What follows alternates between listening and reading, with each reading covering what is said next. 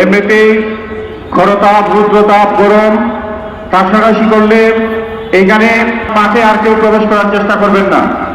সংগ্রামী সিলেটবাসী, টিকাফলা বাংলাদেশ ইসলামী ছাত্র শিবির সিলেট মহানগরীর সংগ্রামতম সদস্য পূর্বে লক্ষ্য করেছি মিথ্যা মামলায় বিষয় আজকে গোটা বাংলাদেশের মানুষ আজকে ক্ষুব্ধ।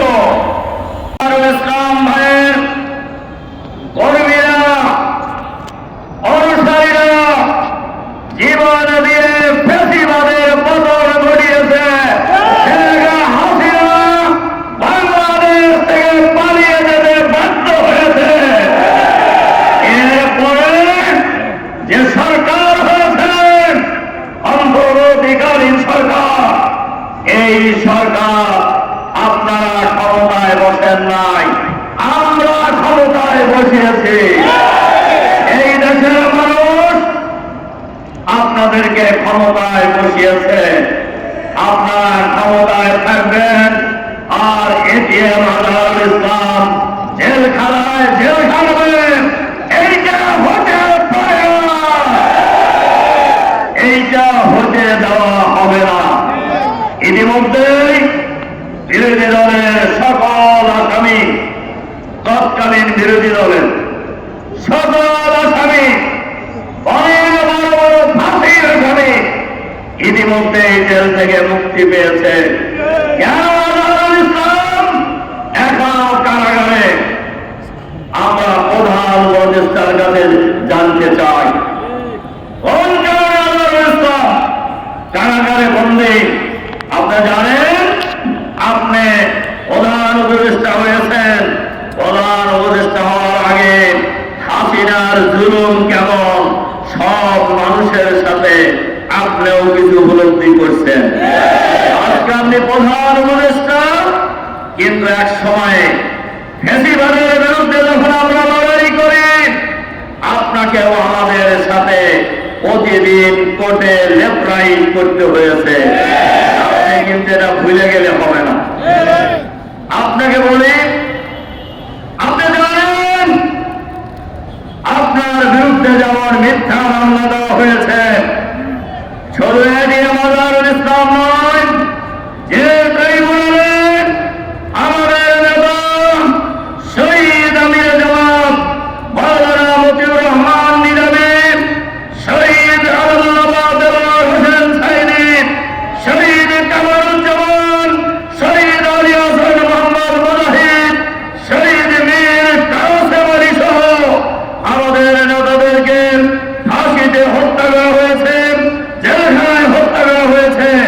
এই ট্রাইব্যুনালই ছিল অবৈধ ট্রাইব্যুনাল, এই ট্রাইব্যুনাল ছিল বেআইনি ট্রাইব্যুনাল, এই ট্রাইব্যুনালের আইন ছিল বেআইনি আইন।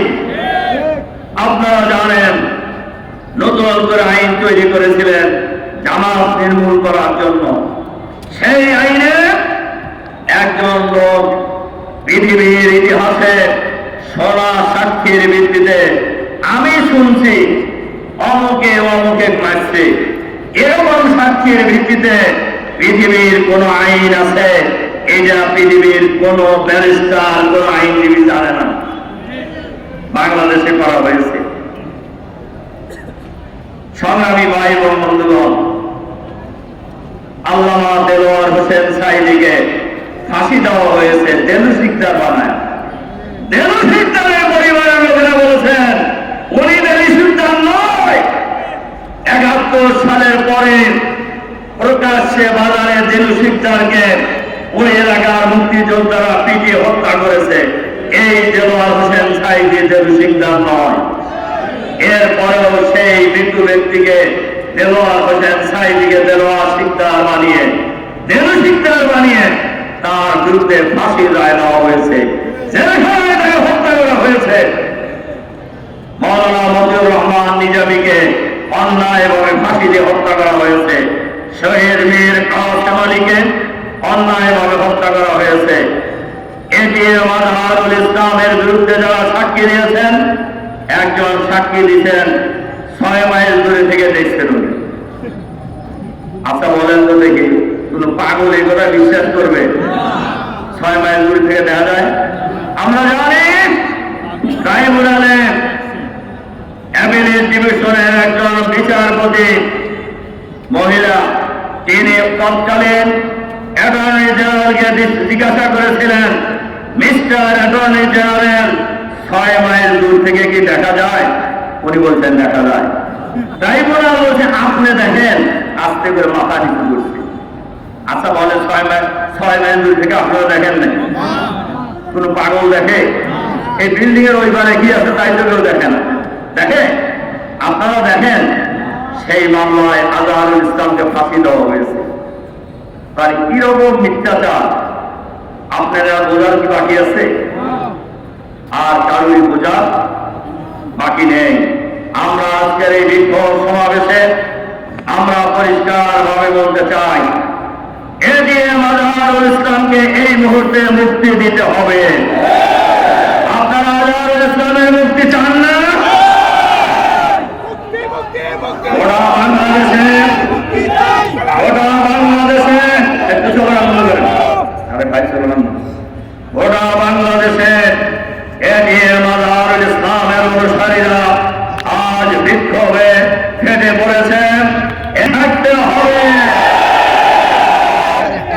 আমরা অন্তর্বর্তীকালীন সরকারের প্রধান উপদেষ্টাকে বলতে চাই, আপনার সরকারের ভিতরে বাইরে এখনো ফেসিবাদের দোসরেরা লুকায়িত আছে। তিনি যত লম্বা দড়াই হন না কেন, তিনি যত মোটা দড়াই হন না কেন, এদেরকে চিহ্নিত করে বিচারের আওতায় আনতে হবে। সরকার যদি ফেসিবাদের দোসরদের চিহ্নিত করতে গরিবসি করেন, ব্যর্থতার পরিচয় দেন, বাংলাদেশের জনগণ তাদেরকে চিহ্নিত করে গ্রেফতারের ব্যবস্থা করবে। আমরা পরিষ্কার ভাবে বলতে চাই, যে জনতা হাসিনার মতো স্বৈর শাসককে বিতাড়িত করতে পেরেছে, এখন সবাইকে সরকারে যারা আছেন, যারা ষড়যন্ত্রে লিপ্ত আছেন, সবাইকে আমরা হুঁশিয়ার করে দিতে চাই, আপনাদেরকে হিসাব করতে হবে। যে জনগণ হাসিনার মতো শক্তিকে বিতাড়িত করছে, এই মুহূর্তে এই সকল বিচার, অবৈধ বিচারের সাথে যে সকল বিচারপতি, যে সকল প্রসিকিউটররা জড়িত ছিলেন, তাদেরকেও গ্রেফতার করে বিচারের মুখোমুখি করতে হবে। ফ্যাসিবাদের দোষর যে যেখানে আছে, সরকারের ভিতরে বাইরে দেশে বিদেশে, তাদেরকে চিহ্নিত করে বিচারের মুখোমুখি করতে হবে। গণহত্যার বিচার করতে হবে। অবিলম্বে গণহত্যাকারীদের রায় ট্রাইব্যুনালে ঘোষণা করতে হবে। নইলে বাংলাদেশের জনগণ প্রয়োজনে আবার রাজপথে নামবে। ইনশাআল্লাহ যে আন্দোলন রোখার কোন শক্তি থাকবে না। তাই আমরা আবারও অন্তর্বর্তীকালীন সরকারের কাছে এই আহ্বান জানিয়ে আমার বক্তব্য শেষ করছি। আগামী 20 তারিখের মধ্যে আমাদের নেতা এজিএম আজহারুল ইসলামকে মুক্তি দিতে হবে। আপনাদেরকে কথা বুঝতে হবে, এই হাসিনাকে পরাজিত করার জন্য আজহারুল ইসলাম ভাইয়ের কর্মীরা, আজহারুল ইসলাম ভাইয়ের অনুসারীরা জীবন দিয়েছেন, রক্ত দিয়েছেন, হাত দিয়েছেন, পা দিয়েছেন, কিন্তু মুক্তির জন্য, জীবন দেওয়ার জন্য বাংলাদেশের জনগণ রাজপথে নেমে আসবে ইনশাআল্লাহ। এই আহ্বান জানিয়ে আজহারুল ইসলাম ভাইকে আগামী 20 তারিখের মধ্যে মুক্তি দেওয়া নিয়ে আমার বক্তব্য এখানে শেষ হবে এবং এই দেশের শোষণ মুক্ত একটা ইসলামী পরিবেশ করে দিতে হবে। তাহলে 24-এর এই স্যাক্রিফাইস কাজে লেগেছে বলে মনে করবো। সবাইকে আমরা ধন্যবাদ জানাই, চারদিকে সচেতন থাকার আহ্বান জানাই। আমরা আগামী বাংলাদেশ, সোনার বাংলাদেশ, ইসলামী বাংলাদেশ প্রতিষ্ঠা আন্দোলনে সিলেটবাসীর সহযোগিতা কামনা করি। সবাইকে ধন্যবাদ জানিয়ে কথা শেষ করছি। আল্লাহ হাফেজ। আসসালামু আলাইকুম। আগামী 20 তারিখের মধ্যে যদি এটিএম আফজালুল ইসলাম ভাইকে মুক্তি না দেওয়া হয়, প্রয়োজনে সব কিছু নিয়ে এই ময়দানে হাজির করতে কারা প্রস্তুত আছে?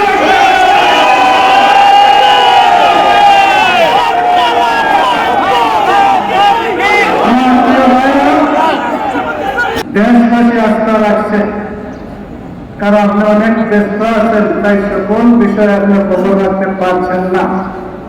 কিন্তু আমরা গণ্য পাচ্ছি আপনার আশপাশে ফ্যাসিস্ট আছে, সকল জায়গায় ফ্যাসিস্ট আছে।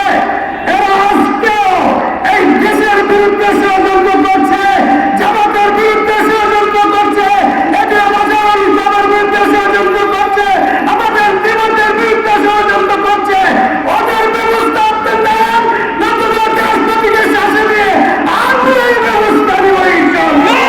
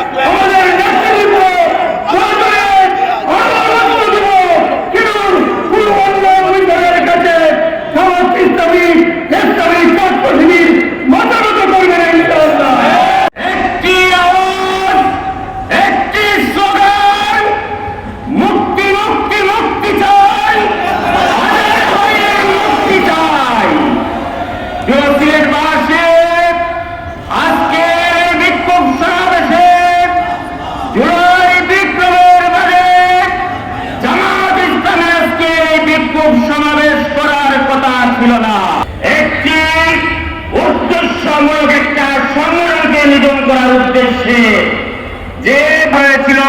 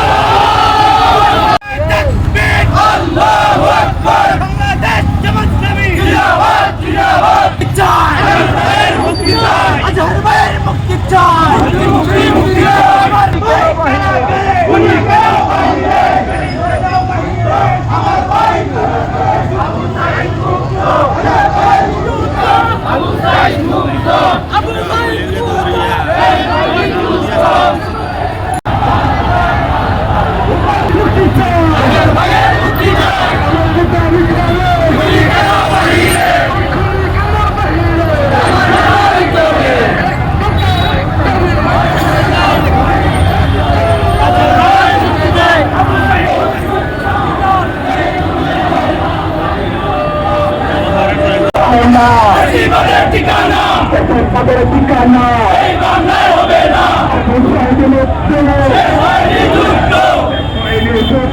আবু সাইদ মুক্ত আল্লাহু আকবার